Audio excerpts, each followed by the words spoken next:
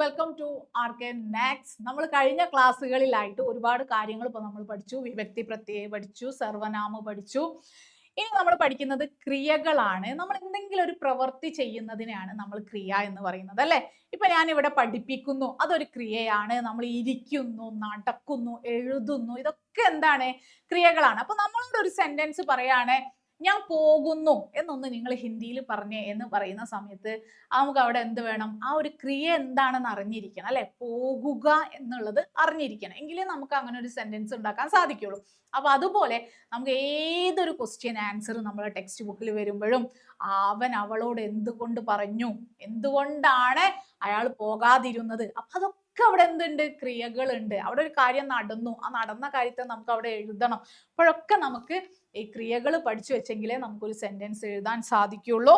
നോക്കൂ, അപ്പൊ നമുക്ക് ഒരുപാട് ക്രിയകൾ നമുക്ക് നോക്കാം.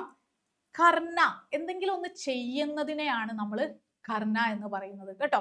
അപ്പൊ തും ഏസാ കരോ, നീ ഒരു കാര്യം ചെയ്യ്, നീ ഇങ്ങനെ ചെയ്യ് എന്നൊക്കെ നമ്മൾ പറയില്ലേ, അതിനെയാണ് നമ്മൾ എന്ത് പറയാ? കർണ എന്നൊക്കെ പറയും. ഇനി ചൽ, ചൽ എന്ന് പറഞ്ഞാൽ നടക്കുക, ചൽന എന്ന് പറഞ്ഞാൽ നടക്കുക. ഇനി ലിഖ്ന, ലിഖ്ന എന്ന് പറഞ്ഞാൽ എഴുതുക. ആജ് മേ പരീക്ഷ ലിഖ, ഇന്ന് ഞാൻ പരീക്ഷ എഴുതി. സീഖ്ന, സീഖ്ന എന്ന് പറഞ്ഞാൽ പഠിക്കുക. ബോൽന, സംസാരിക്കുക. ലിഖ്ന, എഴുതുക, അല്ലെ? പീന, കുടിക്കുക.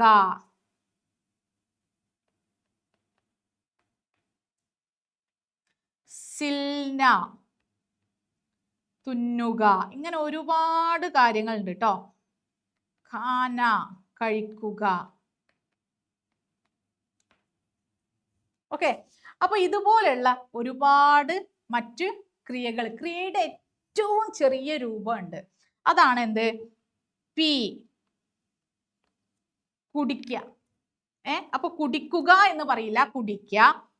ലിക്ക്, ഏറ്റവും ഷോർട്ട് ആയിട്ടുള്ള രൂപമാണ് ലിക്ക്. പഡ്, എന്താണ്? വായിക്കുക, പഠിക്കുക എന്നൊക്കെയുള്ള അർത്ഥാണ്. സീക്ക്, ചൽ, എന്താണ്? ചൽ എന്ന് പറഞ്ഞാൽ നടക്കുക. പിന്നെ ജ, ജ എന്ന് പറഞ്ഞാൽ പോക. ഓക്കെ, എപ്പോഴും നമ്മൾ പഠിച്ചിരിക്കേണ്ട കാര്യമാണ് പോക.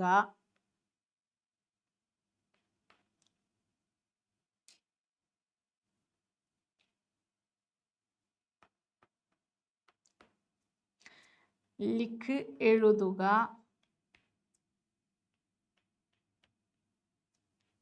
ഓക്കെ, ഇപ്പൊ നമുക്ക് ഒരുപാട് നമ്മൾ ക്രിയകൾ പഠിച്ചല്ലോ. ഇനി ഇത് വെച്ചിട്ട് നമുക്ക് സെന്റൻസുകൾ എഴുതി നോക്കാം. സെന്റൻസ് എഴുതുമ്പോൾ ഒരു കാര്യം നമ്മൾ മനസ്സിലാക്കേണ്ടത്, എപ്പോഴും ഏതൊരു സെന്റൻസ് എഴുതുന്ന സമയത്തും എല്ലാവർക്കും ഉള്ളൊരു ഡൗട്ടാണ്, അവിടെ എന്താണ് ഒരു സെന്റൻസ് നമ്മൾ എഴുതാൻ പറയുകയാണെ. പ്രത്യേകിച്ച് ഇവിടെ ഞാൻ പറയുന്ന കാര്യങ്ങളൊക്കെ പ്രസന്റ് ടെൻസിന്റെ കാര്യമാണ്. അപ്പൊ നമുക്ക് എപ്പോഴും ആൻസർ ചെയ്യാൻ, നമ്മളോട് ഒരാൾ ഒരു കാര്യം ചോദിച്ചാൽ നമുക്ക് ആൻസർ ചെയ്യേണ്ടത് ഒരു പ്രസന്റ് ടെൻസിലായി. ഇപ്പോൾ ഉള്ള കാര്യമായിരിക്കും മിക്കവാറും ചോദിക്കുന്നത്, നീ എന്താക്കാണ്? അപ്പൊ നമ്മൾ എന്താ പറയാ? ഞാൻ പോകാണ്, അല്ലെ? മേ ജാത്താ ഹും, ഞാൻ പോകാണ്. അല്ലെങ്കിൽ മേ പഠിത്തി ഹും, ഞാൻ പഠിക്കുകയാണ്.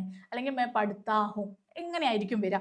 അപ്പൊ എപ്പോഴും സെന്റൻസ്, ഹിന്ദി തുടങ്ങാൻ ആർക്കും വലിയ പ്രയാസമില്ല, പക്ഷെ ഇത് അവസാനിപ്പിക്കുന്നിടത്താണ് എപ്പോഴും കൺഫ്യൂഷൻ വരിക. അവിടെ ഹേ ആണോ, ഹോ ആണോ, ഹും ആണോ എന്നുള്ളൊരു ഡൗട്ട് ഉണ്ടാകും. അപ്പൊ എനിക്ക് മക്കളോട് പറയാനുള്ളത്, ഇത് മൂന്നിനും ഒരേ അർത്ഥമാണ്.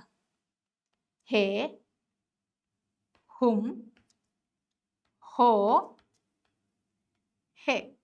അപ്പൊ ഇത് നാല് കാര്യങ്ങളുണ്ട്. ഇതാണ് എപ്പോഴും ഇങ്ങനെ നമ്മളെ അവസാനം, സെന്റൻസിന്റെ അവസാനം കൊണ്ടുപോയി തെറ്റിക്കുന്ന കാര്യം. അപ്പൊ ഇതിന് മുഴുവനും ഒരേ അർത്ഥമാണ്. എന്താണ് അർത്ഥം? ആകുന്നു എന്ന് പറഞ്ഞാൽ ഞാൻ എഴുതുകയാണ്, ഞാൻ പഠിക്കുകയാണ് എന്നൊക്കെ പറയില്ലേ, ആ ആണ് എന്നുള്ള അർത്ഥാണ് കേട്ടോ ഇതിന് വരുന്നത്. ഇനി ഇത് എവിടെയാണ് വ്യത്യാസം വരുന്നത് എന്ന് പറഞ്ഞാല്, ഈ കുത്തുള്ള ഹേ ഇല്ലേ, ഈ കുത്തുള്ള ഹേ, ശരിക്കും ചിലർ ഇതിന് ഹെയിം എന്നൊക്കെ വായിക്കും. അങ്ങനെ വായിക്കരുത്, ഹേ എന്ന് തന്നെ പറഞ്ഞാൽ മതി.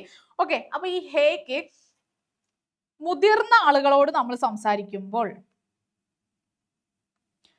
ആളുകൾ, പിന്നെ ഒന്നിൽ കൂടുതലുള്ള ആളുകൾ, അതാണ് മെയിൻ ആയിട്ട് ബഹുവചനം. ബഹുവചനം, ഒന്നിൽ കൂടുതൽ പുല്ലിംഗ ബഹുവചനം ഉള്ളിടത്താണ് ഇത് ചേർക്കുന്നത്. ഇനി നമ്മൾ ഹോ ചേർക്കുന്നത് എവിടെയാണ്?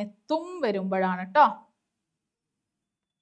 തും കേസേ ഹോ എന്ന് പറയില്ല. അപ്പൊ ഈ തുമ്മ വെച്ച് നമ്മൾ ഒരു സെന്റൻസ് പ്രസന്റ് ടെൻസിൽ എഴുതുമ്പോഴാണ് ഹോ വരുന്നത്. ഇനി ഹും വരുന്നത്, ഹും എവിടെ വരുള്ളൂ? മേ എന്ന് പറഞ്ഞുകൊണ്ട് നമ്മൾ മേ തുടങ്ങുന്ന ഒരു പ്രസന്റ് ടെൻസിൽ മാത്രമേ നമുക്ക് ഹും വരികയുള്ളൂ.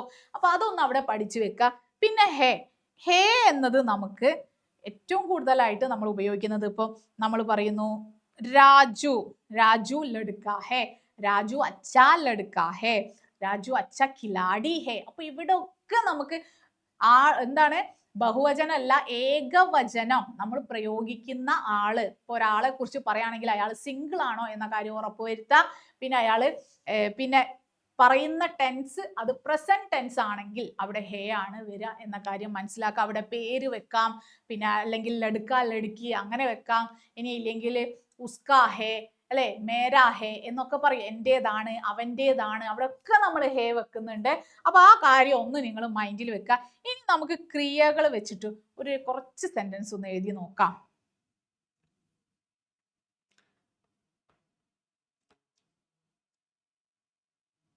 आज मैं हिंदी पढ़ा,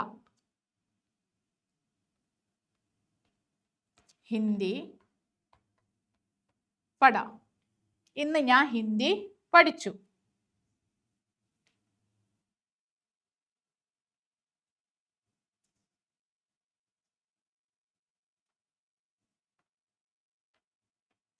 രാജു സ്കൂൾ ജാ രഹാ ഹേ അല്ലെ, രാജു സ്കൂളിലേക്ക് പോകുകയാണ്. മനസ്സിലായോ? അപ്പൊ നമ്മൾ ഇവിടെ എന്തുണ്ട്? ഒരു പേര് അല്ലെ, പേരുണ്ട്, സ്കൂൾ, ജാ എന്ന ക്രിയ ഉണ്ട്, പിന്നെ നമ്മൾ ഇവിടെ ടെൻസ് പ്രസന്റ് ടെൻസ് ആണ്, ജാ രഹാ ഹേ എന്ന് പോകുകയാണ്, രാജു സ്കൂളിലേക്ക് പോകുകയാണ്. ഇനി നോക്കൂ, വഹ് ഹിന്ദി